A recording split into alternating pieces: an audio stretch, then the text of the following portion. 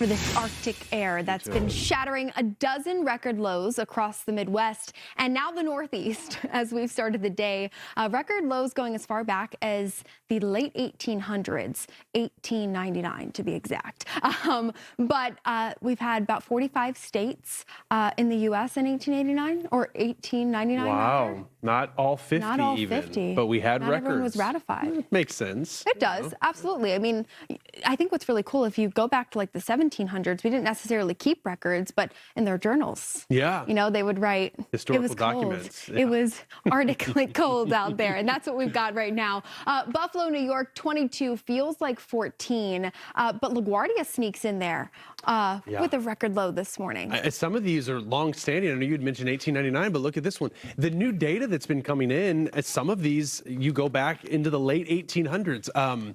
Springfield, Illinois, I know this one's Massachusetts, but Springfield, Illinois went sub-zero. I think it was about -5 or something this morning, which was from 1890. And that's without the wind chill, right? Without the wind chill. Oh my God. Well, so this is wind chill. So no surprise when you see 31 below zero at Mount Washington. But, you know, we started to sneak some of our coldest wind chills into the Northeast. Remember, yesterday was all Midwest focused, right? Now we're shifting that. You've got, you know, upstate New York, and then now, you know, parts of Maine, Caribou, I mean, North Maine, but feeling below zero.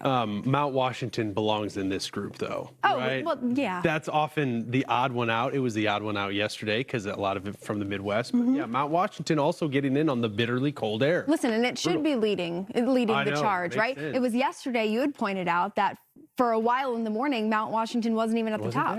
So rightfully taking its first place. But right now, temperatures are cold. We're in the 20s. You know, we do have this easterly wind. And so one thing to note, I mean, this is just kind of microclimate. If you're along the Jersey Shore, Long Island, down through the Delmarva, you'll note those temperatures are just a touch maybe more manageable because of that. But water. 11 degrees colder, 17 degrees colder. But look at the warm up. I feel like we have to point that out because there is at least some break coming before the next intrusion. I know it's true, but you see the nature of how extreme this cold was. So when Chicago is sitting at about 9 degrees warmer than it was 24 hours ago, it's still cold, but it's improving. Right. And it also speaks to how this is a short-lived bout of cold air. I know we've got another one that we'll be tracking next week, but this one at least is going to move along. It moves in and it moves out.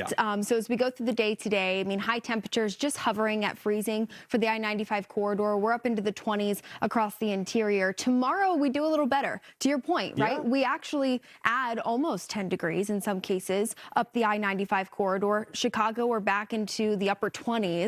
By Sunday, we get a little warmer. Even warmer. Not so Chicago now, we're starting to fall back again because there's that next intrusion. That next system. In fact, that system is it's going to be associated with the Clipper, which I know we'll be talking about. But the Clipper itself might be kind of an efficient snowmaker with this cold air that's in place. It's unique, though, because with all the temperatures we're seeing, we're still in the blue.